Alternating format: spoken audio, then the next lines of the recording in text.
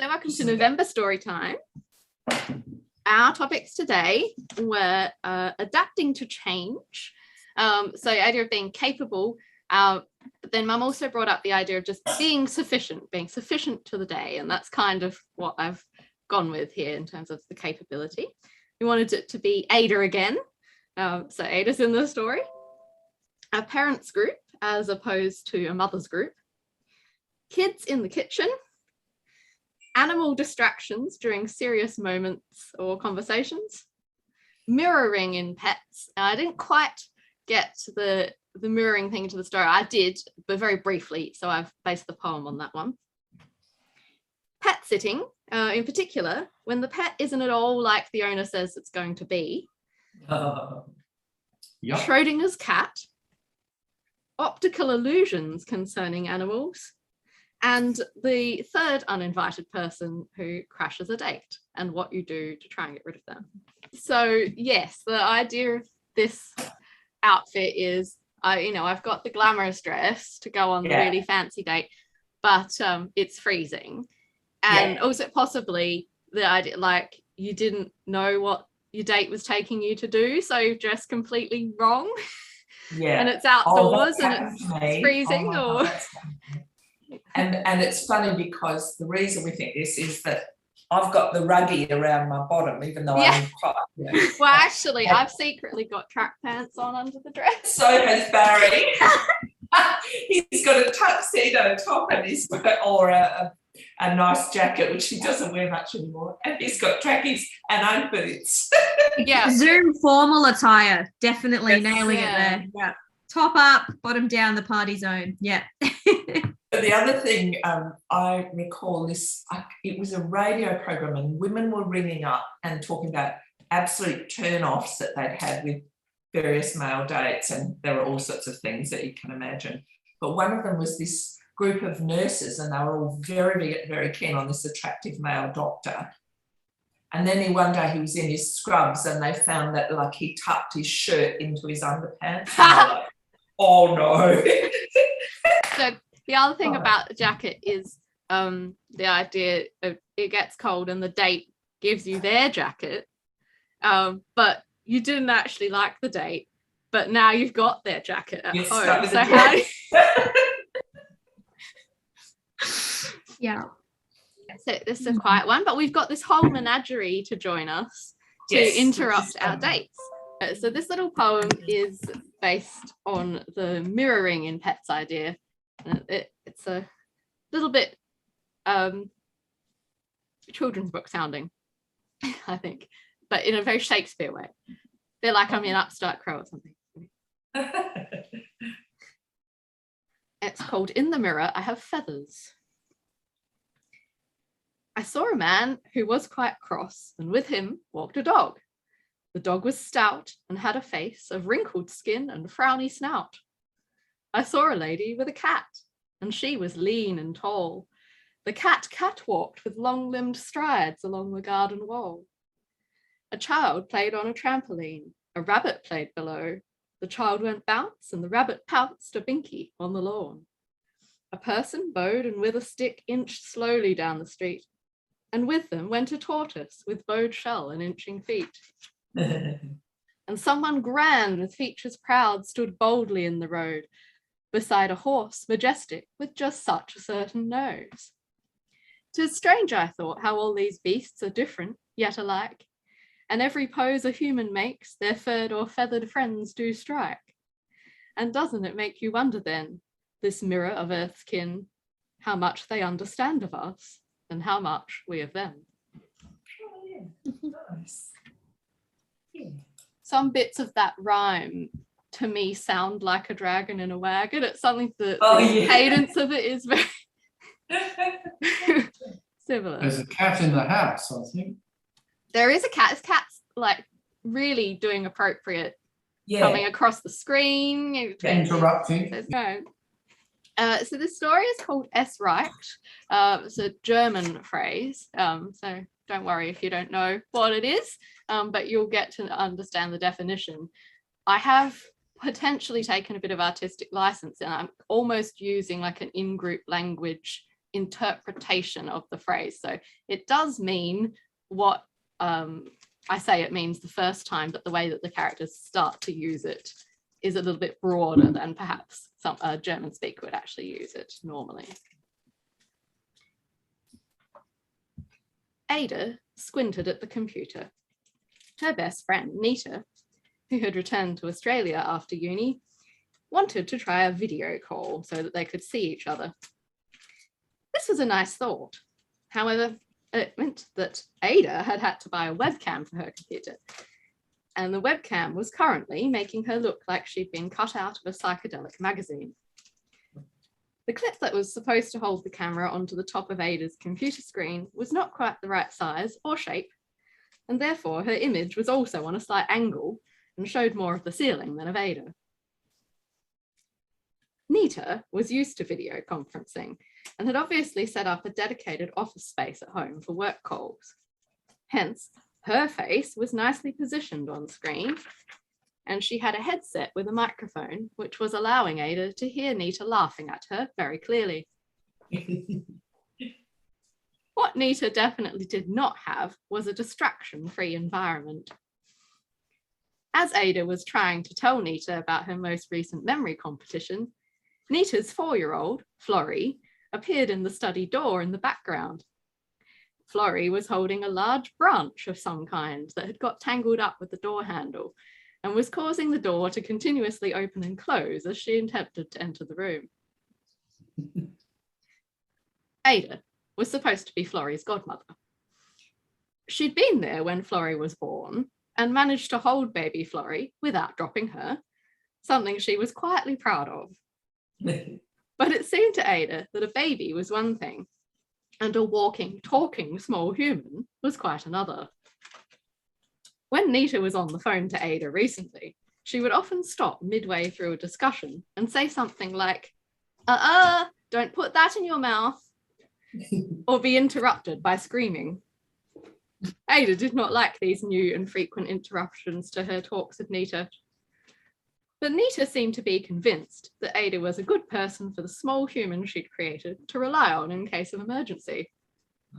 She also thought that Ada would like Florrie and that the two of them would get along great if they got to know each other. Ada wasn't really certain how one got to know a 4-year-old.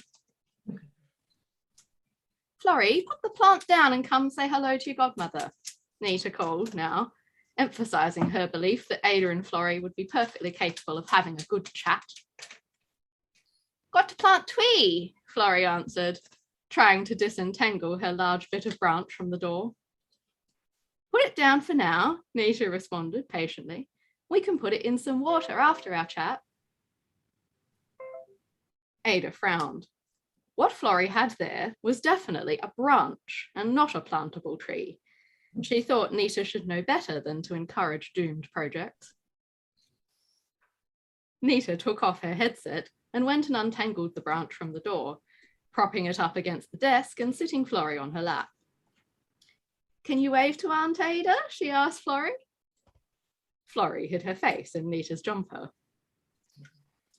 This name makes me sound like a strict mean character from a film who lives in a mansion, Ada complained.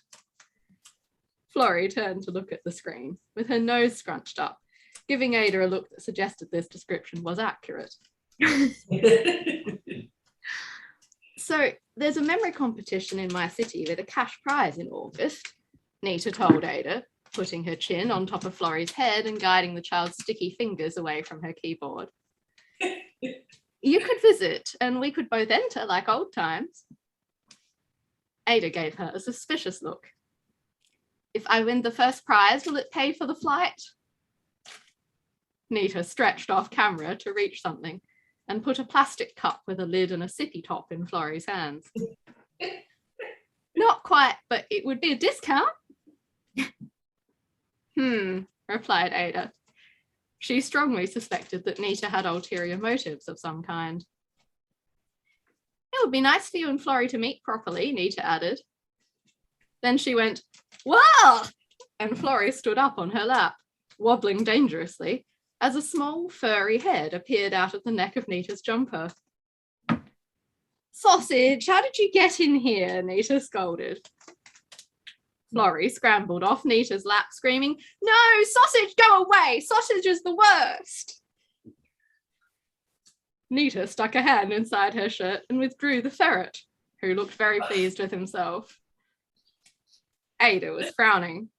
"You have taught her some German words," she remarked, giving screaming Florrie a look of slightly increased respect. Nita did not answer because Sausage had grabbed the microphone on her headset and managed to pull the entire thing off and drop it to the floor. At the same time, Florrie had picked up the waste paper basket and was now running unsteadily about, trying to capture Sausage with it. Hence, the only answer to Ada's comment was the sound of static, chewing, and thudding from the floor.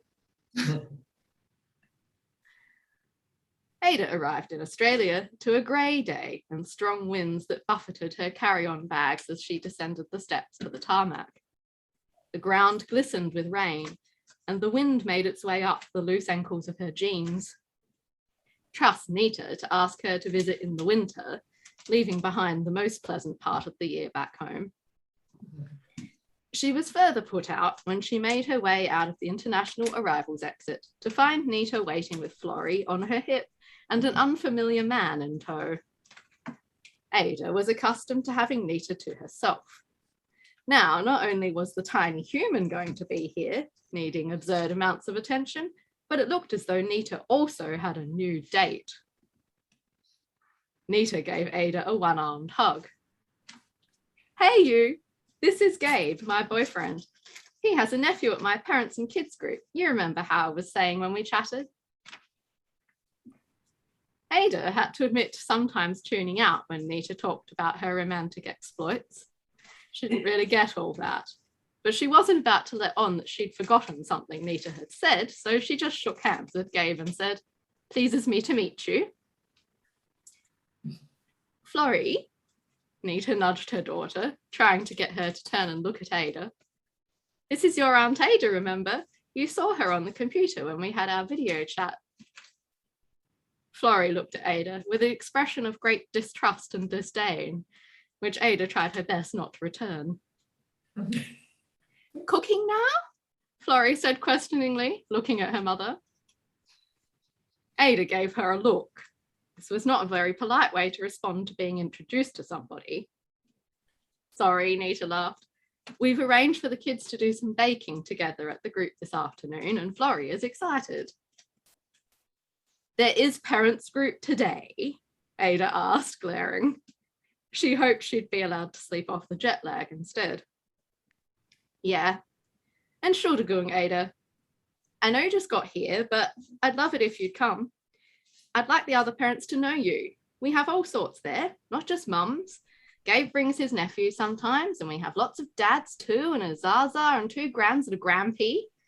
You'd be the first godmum, but everyone's really nice." Ada sighed. "Okay." In the room at the community centre, a long table had been set up in the middle, and everything was covered in flour.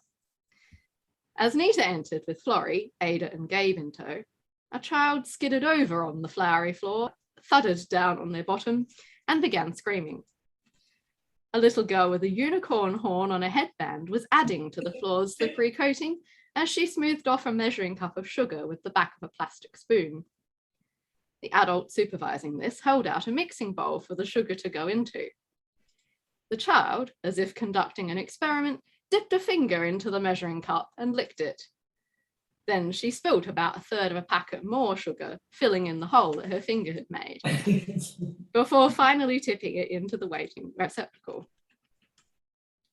"This will be quite inefficient baking," Ada remarked, as Gabe made his way over to see his brother and scooped up his flour-covered nephew. Nita laughed. "That's not really the point, Ada. They're learning and socializing." Ada watched as another child toddled over to the girl with the sugar and took her spoon without asking. Unicorn child yelled. It didn't look like the children were learning how to ask nicely or how to cook anything that didn't take 4 hours and mostly just involved putting stuff in bowls. A small boy approached them, He had on jeans with a kilt over the top, a turtleneck jumper with dinosaurs printed all over it, a pair of fairy wings, a beanie with cat ears sewn on, and an apron over the top. "Florrie," he sang, "want to make chocolate biscuits?" "Yeah." Florrie let go of Nita. The boy looked at Ada. "Who's that?" Florrie frowned between them, and Ada seized the opportunity to avoid sounding like an unpleasant book character. "I'm Florrie's tante, Ada." "Tante, tante," sang the child, who seemed to like the sound of the word and not care much what it meant. "He's James," Florrie told Ada, pointing at the boy. "Hello, James," Ada replied, rather surprised by the reasonably normal introduction. Nita put an apron over Ada's head. "You can supervise James and Florrie, Ada," she suggested. Ada looked at Nita crossly, opening her mouth to object, but James, who was seemingly a rather outgoing child, grabbed her by the hand and started towing her towards the table. Nita promptly walked over to sit with Gabe in the corner. "Ulterior motives," muttered Ada to herself, as Florrie poked her with a wooden spoon. 10 minutes later, Florrie and James had collected the things they needed one at a time from elsewhere in the room and brought them slowly back to the particular bit of table they'd decided was theirs. Both children were now standing on small plastic steps in order to reach the table's surface, and taking in turns to try to cream the margarine and sugar. Owing to their small arms and minimal grip strength, this looked more like gently patting the ingredient's surface, and the sugar and margarine were not going to get mixed together anytime soon. Ada looked around at the other adults who were helping children at the table. How did the baking actually get done here? "Perhaps I should help with that," she suggested, holding out her hands for the bowl. "No," responded Florrie immediately, hugging the mixing bowl to her chest. "We can do it." Then she moved her foot off the edge of her step stool in agitation and fell over, spilling sugar all over her shoes and down the front of her apron. The aprons were important here, Ada reflected, as Florrie started screeching.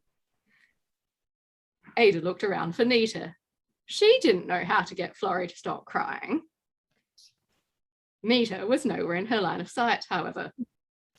James got down from his own step and knelt on the floor, picking up the bowl and then looking at Florrie. "Did you hurt yourself?"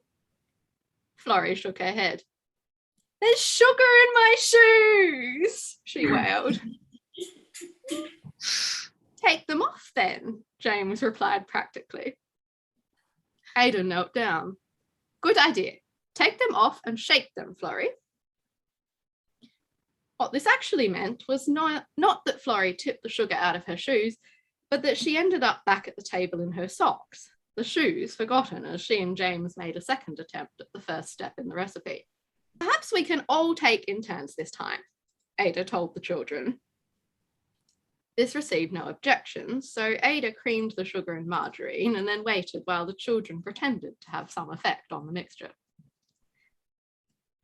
Finally, they got to cutting out dough shapes with the plastic cutters. Ada told James to go and fetch a baking tray from the stack at the end of the table. This seemed like a task a child could accomplish effectively. James skipped happily off, slipping around in the flour, his cat-eared beanie covered in smears of chocolate where he'd wiped his face while covered in batter. Florrie, meanwhile, negotiated use of the leaf-shaped cookie cutter by offering another child a cutter shaped like a boat instead. It was less of a trade and more like Florrie putting the boat in their hand and then stealing the leaf while they were busy using the boat. But Ada thought it showed some good thinking. Whilst this was going on, James had started back across towards them holding the tray. What Ada had not accounted for was the large size of the tray in comparison to the child. James was holding the tray in front of him like a shield, with the result that he could not see past it, because his face was behind it. He immediately collided with another child holding a cup of flour, and they both fell over, showering the flour all over children in the vicinity. James got back up. Sorry, he told the child with the now empty cup. Ada shrugged. That could have been worse. Florrie cut out a leaf and handed the cutter to James, trying to prise the leaf-shaped dough from the table. Put it on the tray, Ada instructed. Florrie lifted up the dough and took a careful bite out of it. No, do not eat it yet, Ada said. Florrie chewed the dough. Good, she announced. She handed it to James. He took a bite too. Kinder, they need to go on the tray, Ada repeated. Florrie put the leaf-shaped biscuit, which was now a leaf shape with 2 crescent bite marks out of it, onto the tray. James spat out his bite of dough and tried to squish it back into the leaf.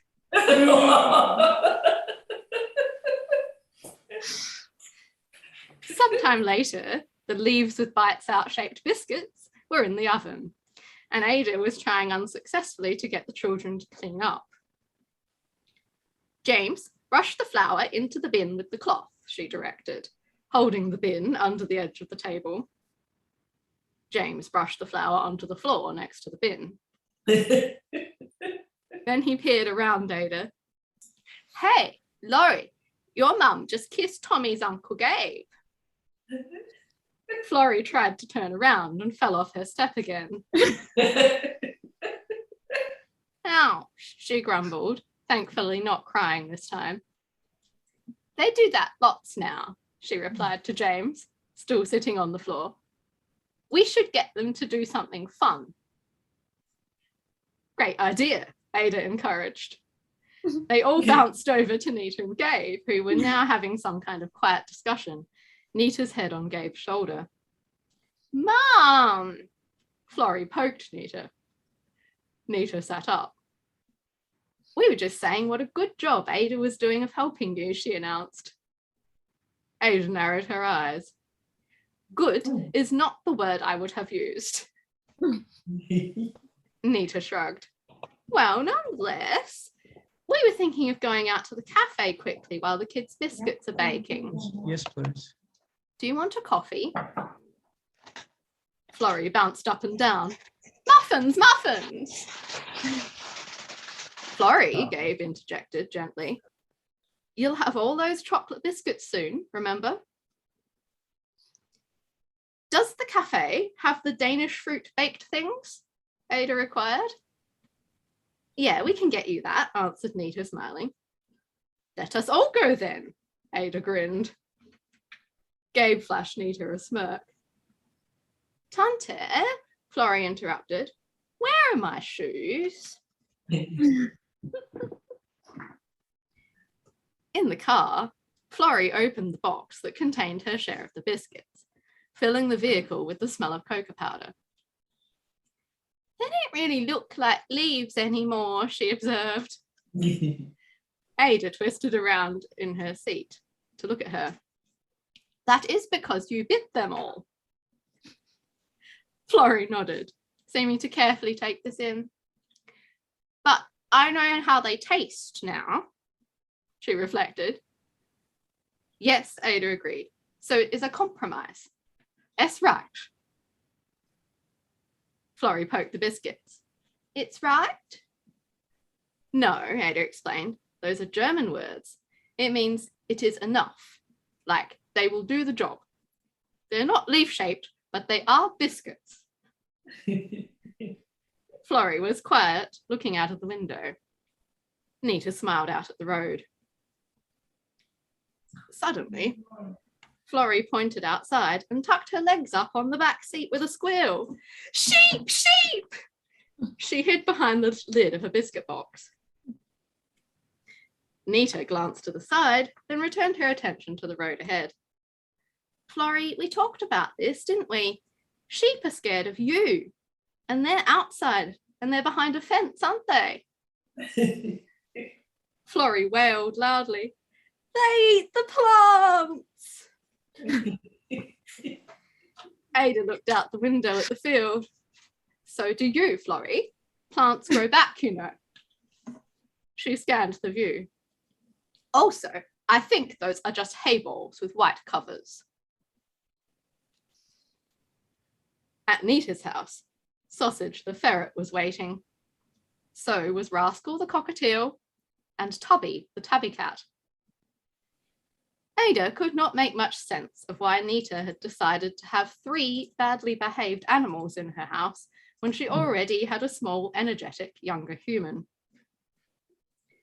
Florrie agreed with Ada on this. She and Sausage the ferret did not get along. When the 3 humans walked in, Sausage promptly began grabbing and pulling on Florrie's shoelaces, untying and tangling them and rolling about on her feet. Since the ferret was a lot larger in relation to Florrie than it was to the adults, Ada could somewhat understand Florrie finding this alarming. She did not, however, think it was sufficient cause for screaming, "He's getting my feet!" and crying. I know, he's the worst," Nita consoled her, swatting the ferret away. "I don't see why him being a sausage means he should be excused," Ada objected, pointing a stern finger at the creature. "No, Ada," began Nita, but she was interrupted by the sound of a phone ringing. "Shouldn't you answer that?" Ada asked, hanging up her coat. "It's probably just Rascal," Nita assured her. Ada frowned.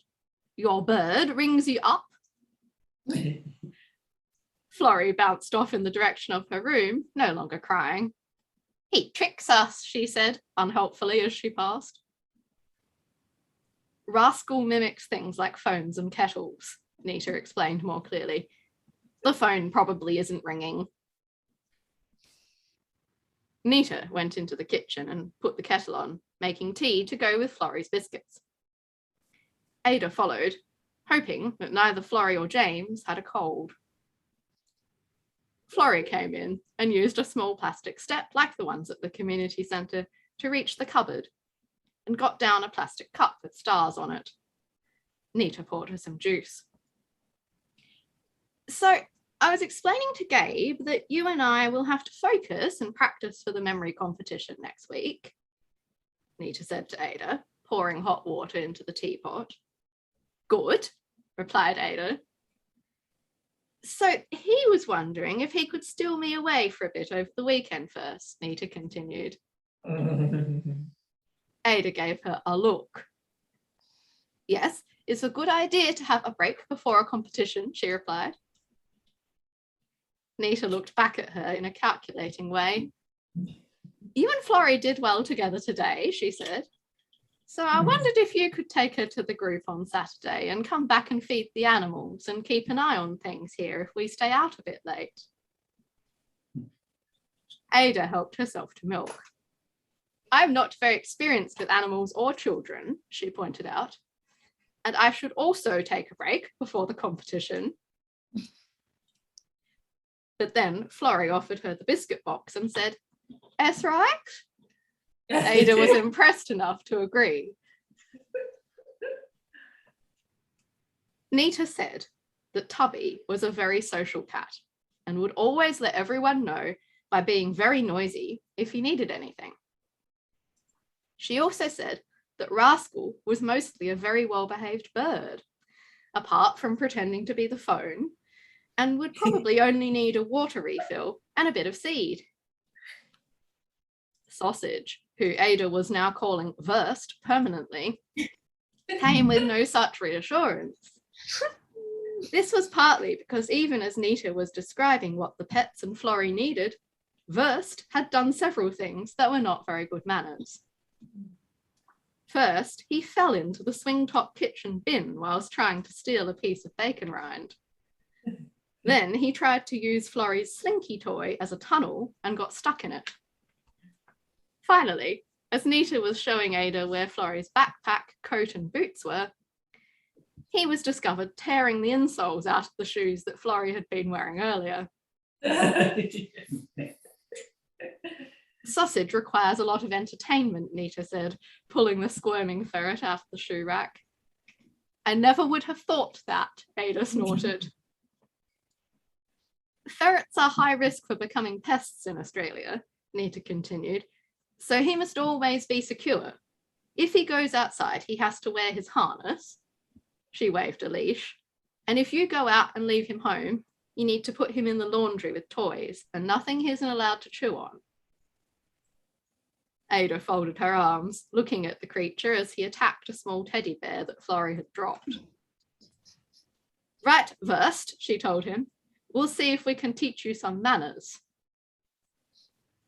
I prefer plants, Florrie stated, in a voice that sounded like she was mimicking an adult she'd heard somewhere. Yes, Ada replied. That can I understand. She considered. Perhaps, though, you have met the wrong animals to make that judgment. On Saturday, Gabe picked up Nita in the morning, while Florrie was still busy trying to spread jam on her toast. Florrie insisted on doing this herself, even though this meant that it took 10 minutes instead of 2. By the time Nita had been out of the house for 5 minutes, Ada was feeling extremely incompetent. Florrie was still spreading jam. Wurst was uncatchable and was speeding around the house pulling things apart. Rascal was making a sound like a bulldozer and flying in and out of the kitchen. Ada had discovered that some washing had been left in Nita's machine and she could not work out how to unlock the door mechanism to get it out. For some inexplicable reason, the smoke alarm was periodically shrieking for minutes at a time. And on top of all of this, Florrie had noted that Tubby the cat was nowhere to be found.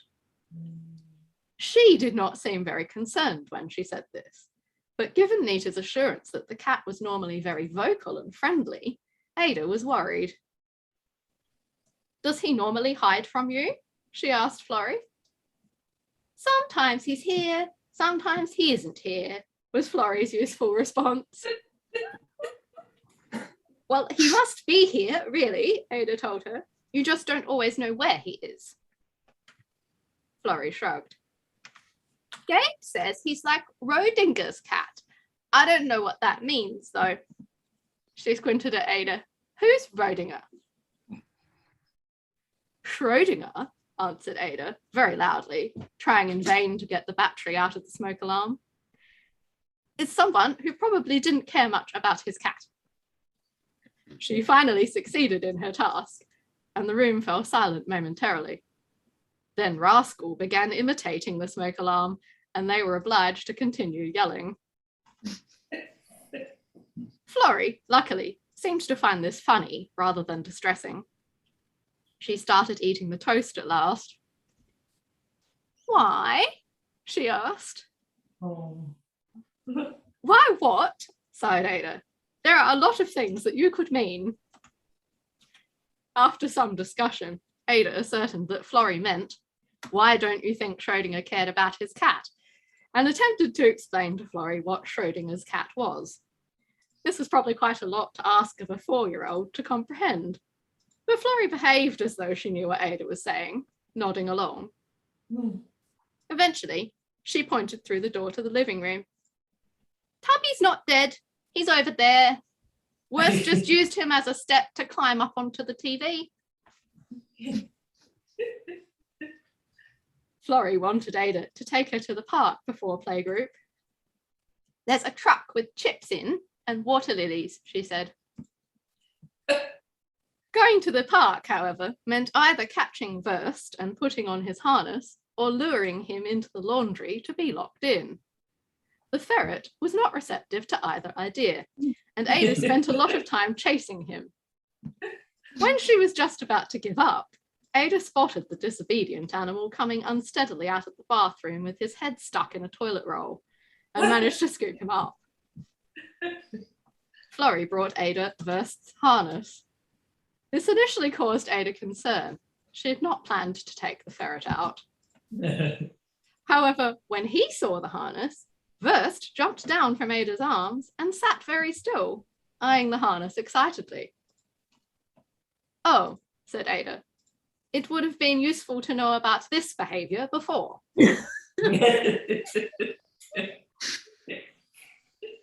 At the park, Wurst walked very nicely on his lead. Ada shook her head at him in wonder as they approached the hot chip stand. Yeah, Florrie said, reaching down and giving the ferret something that Ada really hoped was one of his proper ferret treats. He isn't the worst on walks. Ada looked down at her in confusion. But his name is always Sausage, yes? Florrie, however, was looking elsewhere. Picnic, she exclaimed, pointing over to the lake. Ada looked where Florrie was pointing and saw Nita and Gabe sitting on a picnic blanket with a very fancy-looking picnic between them.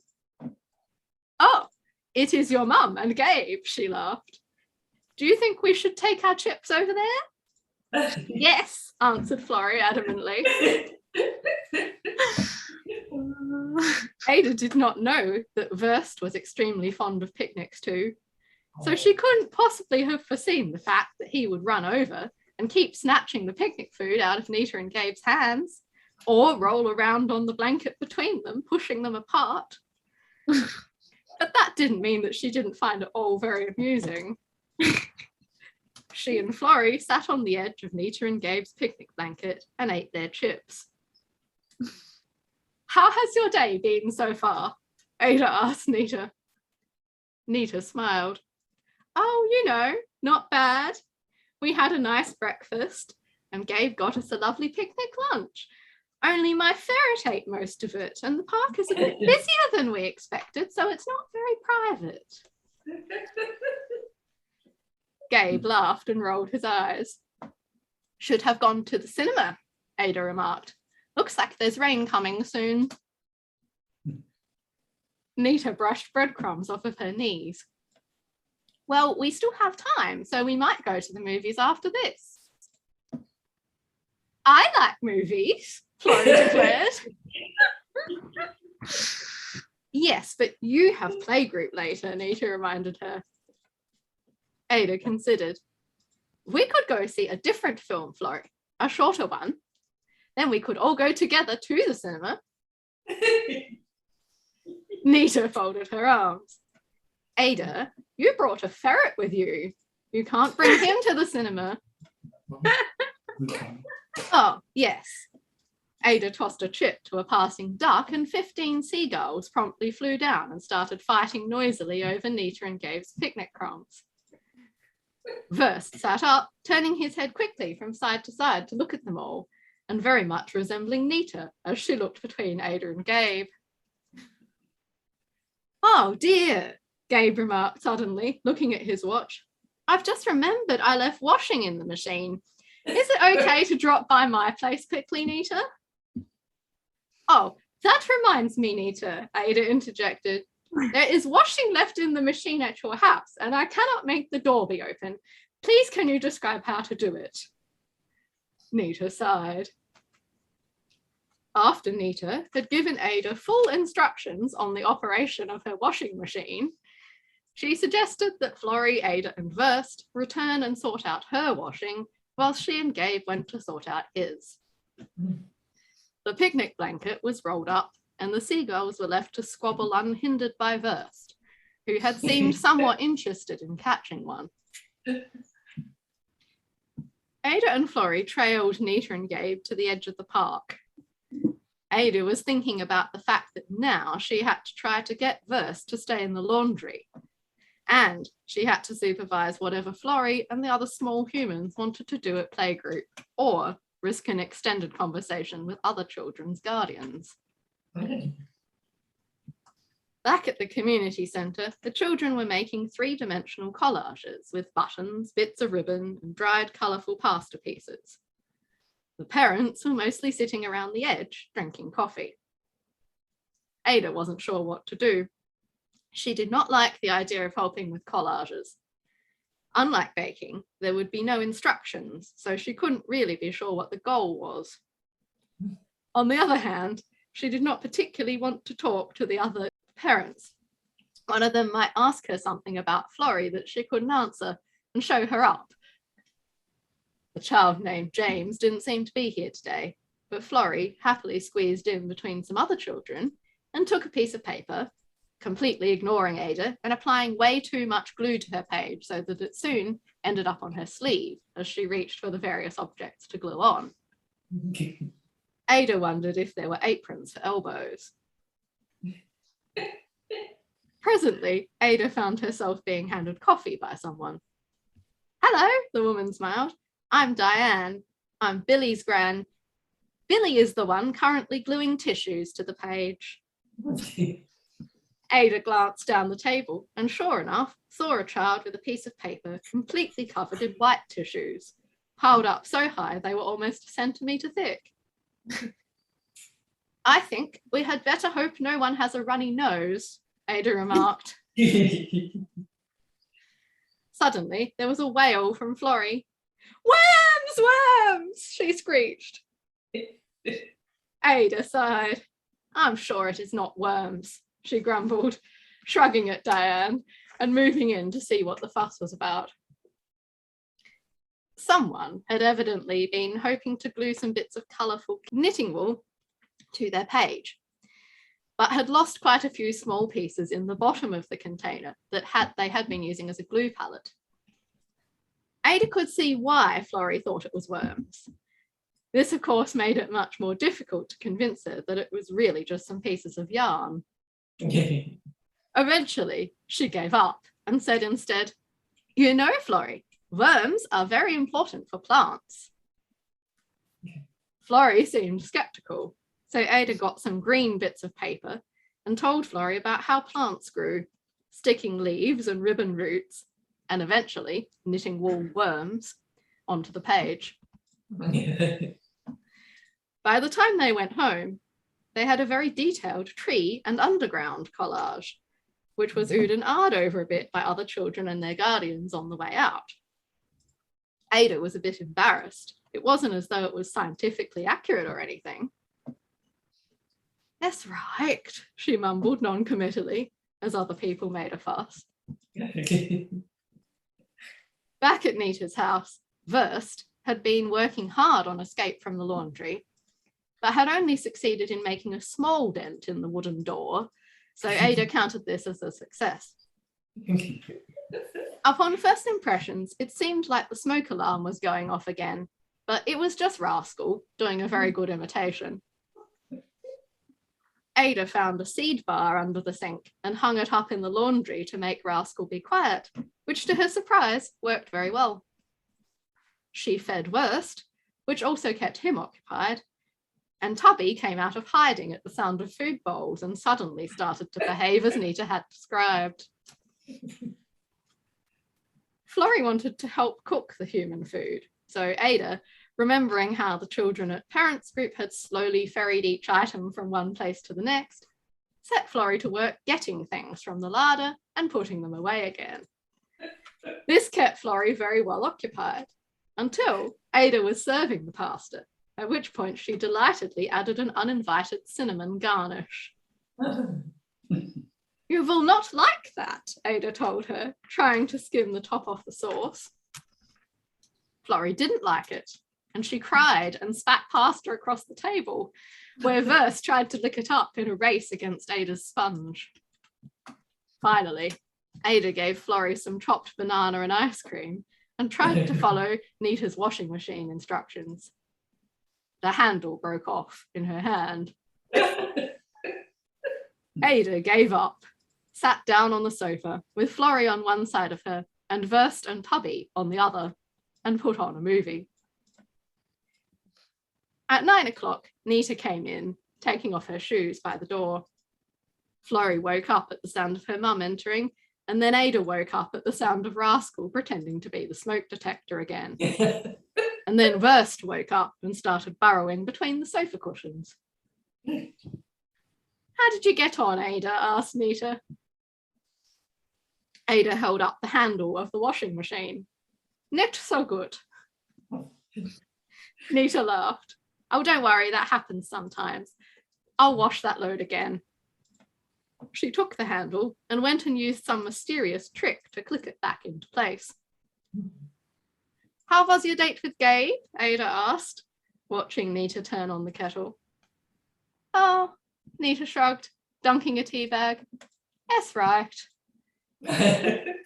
He isn't too good at adapting to the unexpected. She sipped the tea carefully. How did you like your day with your tante, Florrie?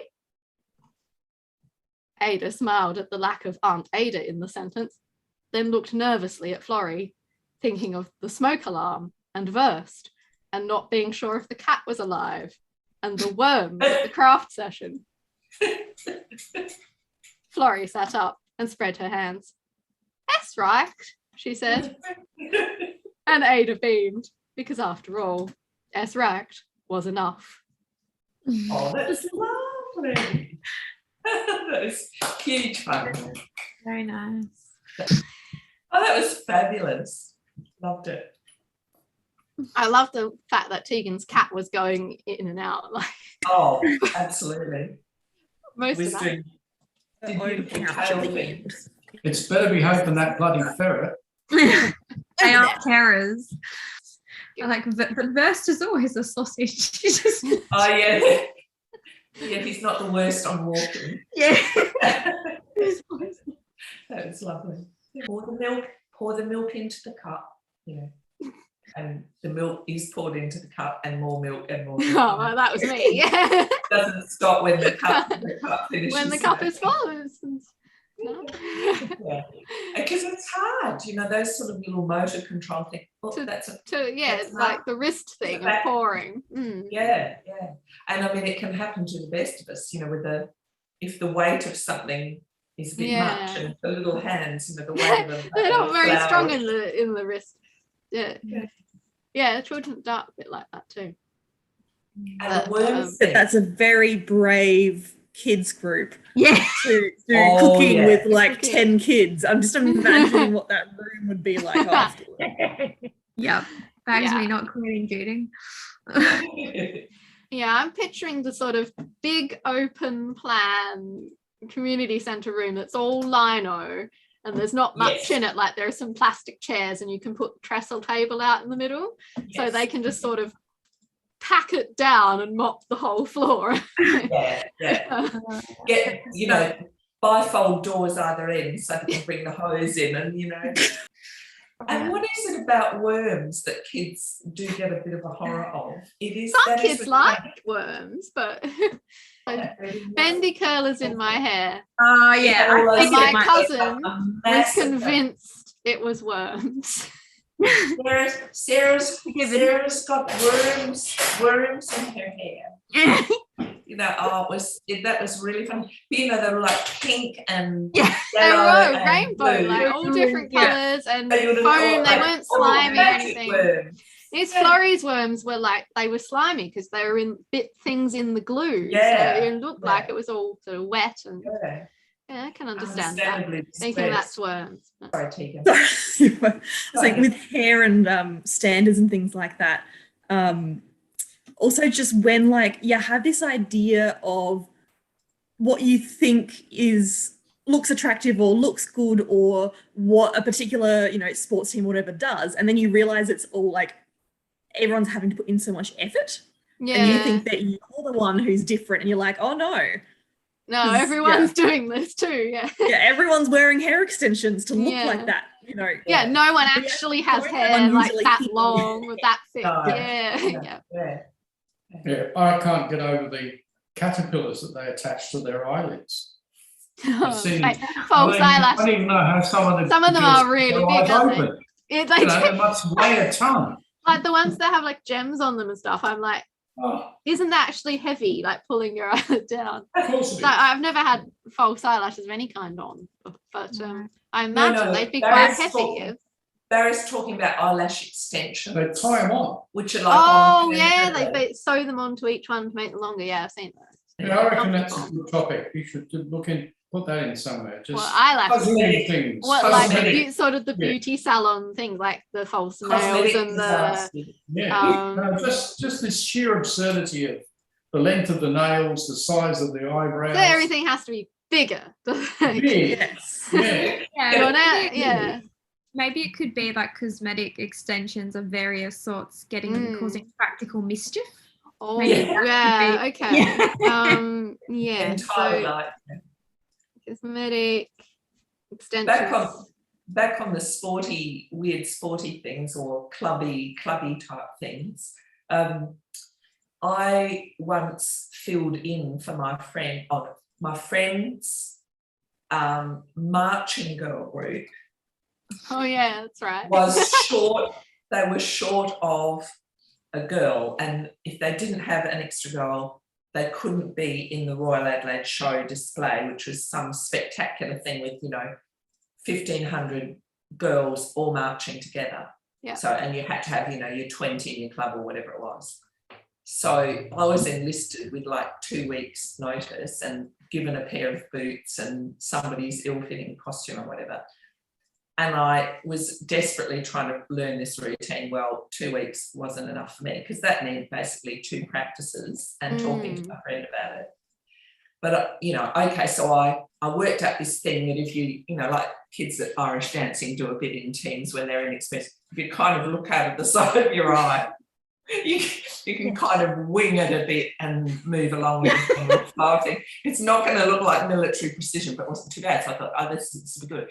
What I didn't know, and nobody had told me about, was that after this sort of massive display, each of the teams was judged.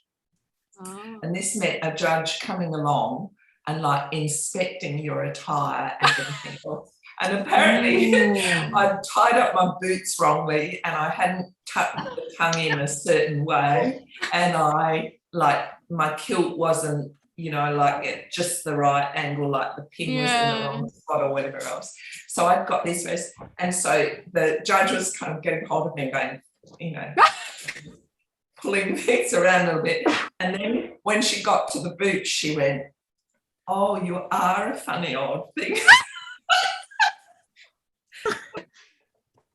I tell you what else is fun, because that was huge fun with the children. Kids' concerts are fun because there's this kind of unself-consciousness. They do their very best to learn the right thing, don't they? But when they're not doing the right thing, they often not particularly bother. You do get the ones that will just like freeze and start crying and do nothing when they get on stage. Yeah. But yeah, quite a lot of children, they sort of forget they're on the stage after a while. I think. There's my mummy, there were 2 little girls one time in a ballet concert I was in who Margaret reported one of them punched the other one. They're all sitting down the front of the stage and like the action was going on in the middle, and all these little ones were meant to like sit there nicely and sort of continue doing some very simple thing. And these 2 just obviously had a bit of an altercation and started to sort of look cross at each other. After a while, one of them punched the other. Actually, that's another nice thing, kids who just don't get particular context. Yeah. So you were like that about running races. Racing. A particular any type of racing, really. I didn't understand with the swimming either. It's like, ready, set, go. Okay, and I'm swimming. That's what I'm meant to do, right? But like no hurry whatsoever. The concept that I was meant to try and get to the end first. So, but the famous, the best one, your best, if we do the swimming first, your best one was the backstroke. Because when they teach children to do backstroke, they teach them to bring their arm out like this. Oh, my hand's not on camera. Yeah. Their hand comes out like this, it turns over, and then it goes into the water this way. So Sarah used to bring her arms up in this most gorgeous windmill. And it would be like this slow motion thing of it turning over, and then the next one. And Barry and I would be there like going, oh no, when will the next arm come out of the water? It would be like, but she moved along just as fast as everyone else. So the other kids would be going, I was kicking. It was the legs doing all that. Arms. She had this incredible leisurely type of coach. So that was the swimming, and the racing one, the running race one was, it was when she was first at school, like that first term of reception, they happened to have a sports day. So they had this running race. And of course, lots of kids, I don't know if you've seen them, they do it more now, but they did it then. They would dress up for sports day. So not just the colours, but like they'd have tinsel on their head. Tutu in your team colour, or yeah. So Sarah's running along, she's doing really, really well, and then suddenly she just went, oh, and she just stopped and started playing around in the grass, and after, you know, we were like, oh, she's doing really well, and she just stopped, and we were like, okay, so okay, it's something else.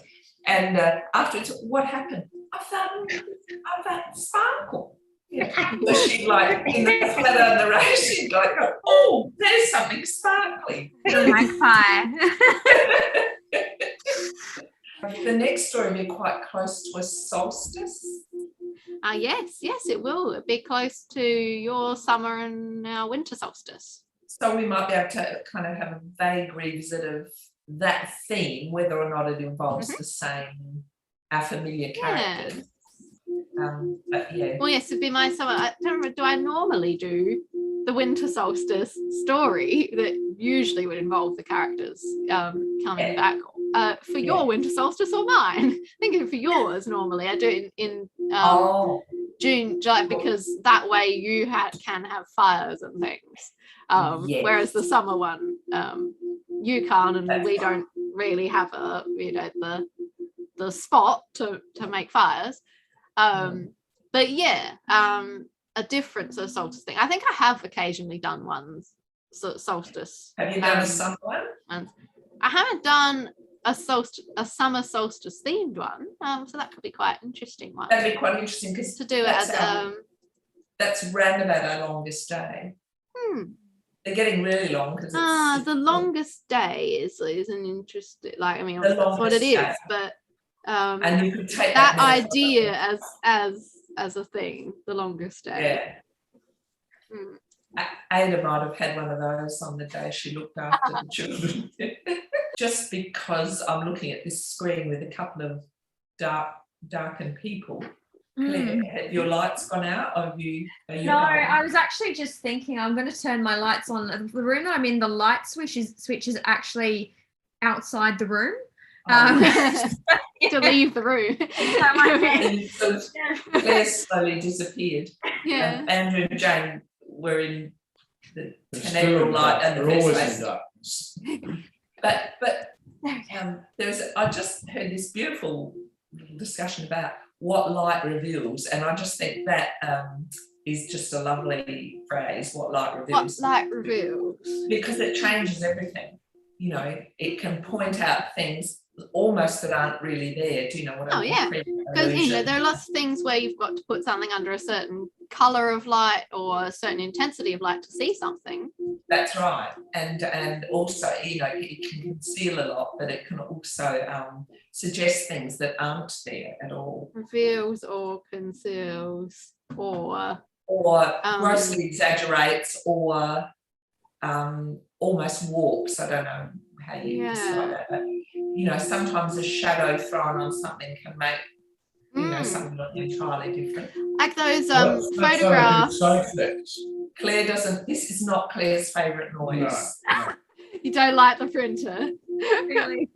So Sarah, on the accessibility thing, maybe you could have a kind of who designed this kind of thing. Who designed this space or because sometimes you're like, no one who works in a kitchen would have set the kitchen out like this. Or, yes. Where are the no one who actually cooks would have set up the stove this way, or in older places, it's always like that. Like I think in England, the worst example is soccer grounds. If you're disabled at a soccer ground, you don't sit in the stands. You sit in front of the stands on the edge of the pitch. Oh, I remember that they were getting really wet because you get a great view, but you're absolutely freezing. Yeah, because there were some people down there in wheelchairs and stuff. Because they haven't got the stands. There's no way up into the stands. The grounds aren't designed for it. They never were. So they don't have any shelter,